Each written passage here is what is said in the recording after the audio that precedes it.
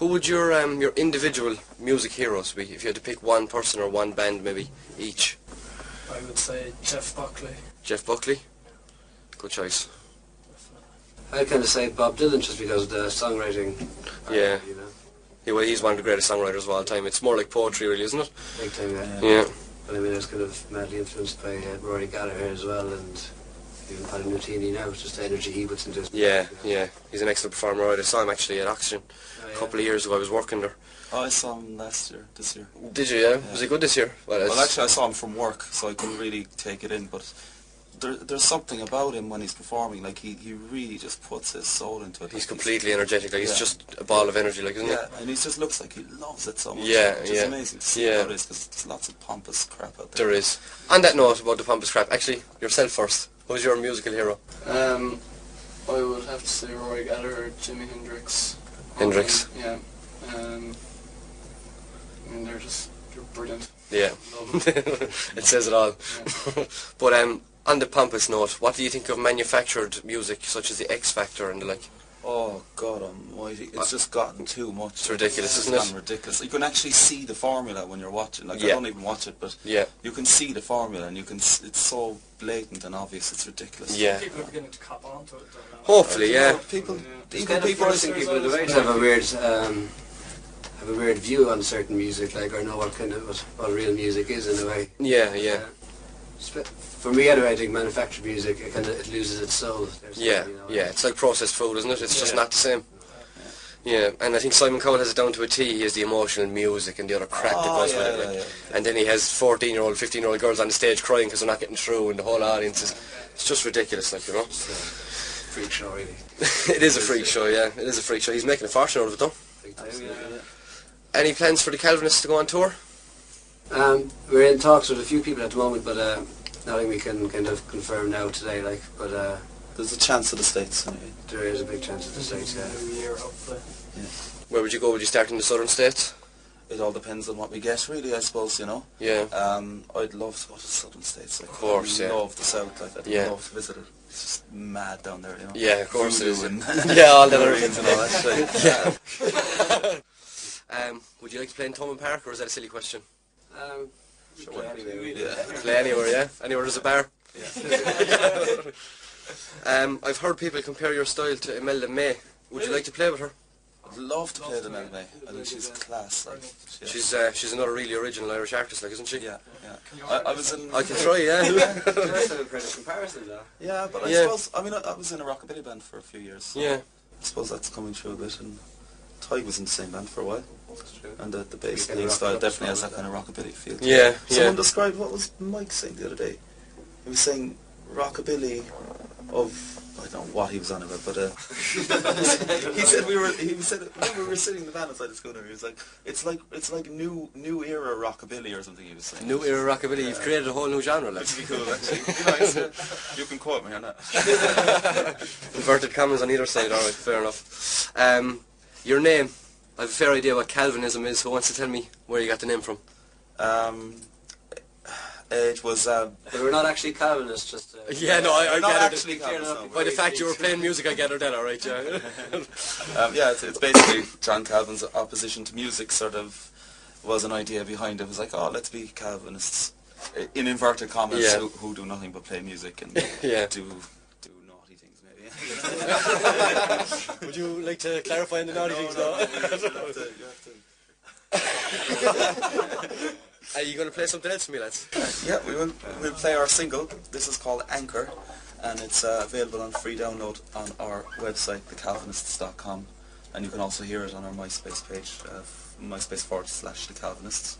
Good stuff. And if anybody wants to see us live, we're in the Workman's Club in Dublin on the 1st of December. Excellent. Good stuff. Have you ready, lads?